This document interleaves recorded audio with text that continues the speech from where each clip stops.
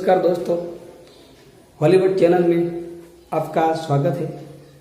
Dholavira world heritage में हम धोलावीरा प्राचीन शहर जो रह चुका है उसके बारे में आज आपसे बात करना चाहते हैं।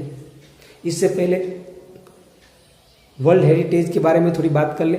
ये वर्ल्ड हेरिटेज आखिर है क्या? दोस्तों, हमारे इस पृथ्वी पर बहुत सारे प्राचीन नगर, प्राचीन सभ्यता और संस्कृति फली फूली पनपी और फिर वो मिट गई। लेकिन आज भी कहीं ना कहीं हम जब खुदाई करते हैं तो उसके अवशेष हमें मिलते हैं, तो उसके जरिए हमें पता चलता है कि हमारे पूर्वज उस वक्त कैसे रहते थे और आज के समय की हम उसकी तुलना कर सकते हैं। तो ऐसे बहुत सारे शहर, ऐसे बहुत सारी जगह, ऐसी बहुत सारी इमारतें, ऐसे भौगोलिक स्थान जो हमारे आने वाली पीढ़ियों के लिए देखना नसीब हो या ना हो, तो ऐसी जो भी विरासत है इस पृथ्वी पर उसको यूनेस्को वर्ल्ड हेरिटेज में स्थान देती है और आने वाली सभ्यता और संस्कृति को हम अपने पूर्वजों के बारे में, उसकी सभ्यता के बारे में, उसकी संस्कृति के बारे में बता सकें।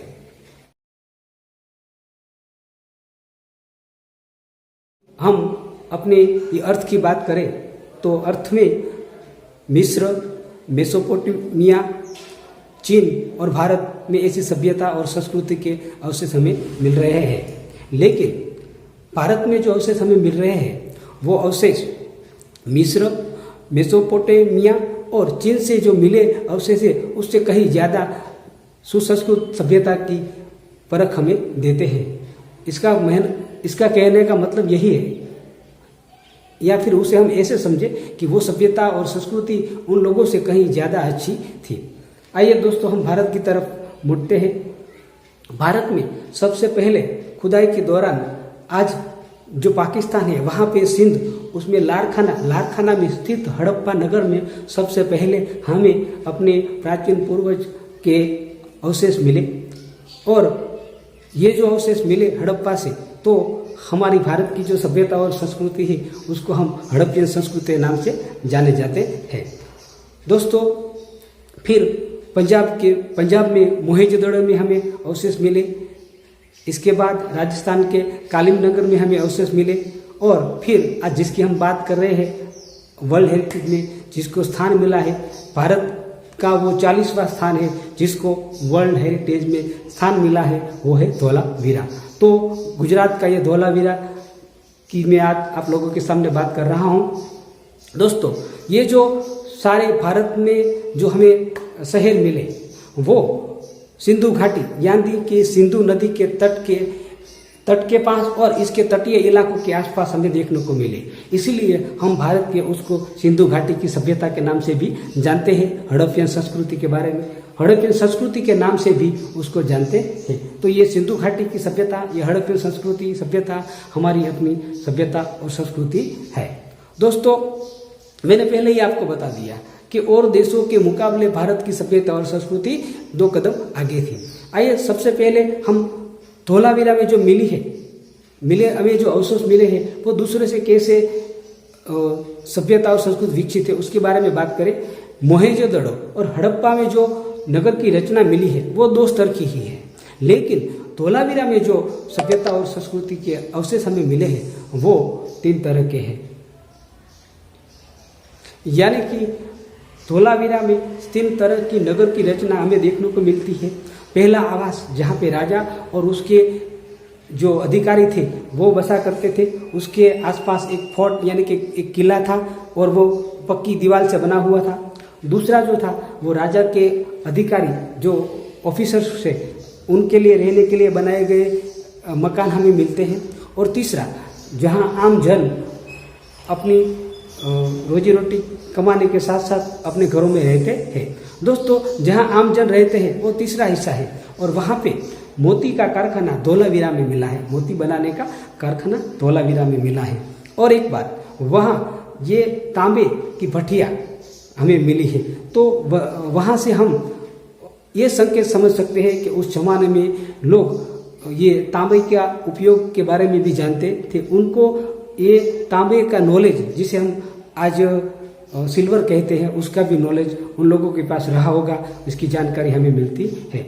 दोस्तों, हम धोलावीरा के प्रवेश द्वार की बात करें तो आमतौर पे जहाँ जहाँ हम जाते हैं मोहनजोदड़ो हड़प्पा पे, वहाँ अगर कोई प्रवेश द्वार है तो उसकी खुदाई और वो नाम या जो भी हो वो पत्थरों में हमें देखने को मिलता है। लेकिन धोलावीरा में थोड़ी बात अलग है। वहाँ का जो प्रवेश द्वार है वहाँ पे जो लकड़ी है और लकड़ी के एक टुकड़े पर हमें धोलावीरा का प्रवेश द्वार का नाम देखने को मिला है। वो अंक जो है, वो कैपिटल लेटर्स जो है, जिसे हम अंक कहते हैं, अक्षर कहते हैं, वो 10 अंकों में है, यानी कि जो लिपि है वो 10 अंक की है। और ऐसा लगता है कि वो लिपि को हम जैसे हम राइट से लेफ्ट की तरफ पढ़ते हैं, लेकिन वहाँ लेफ्ट से राइट की तरफ यानी कि उल्टी लिपि से हमें देखने को मिलता है।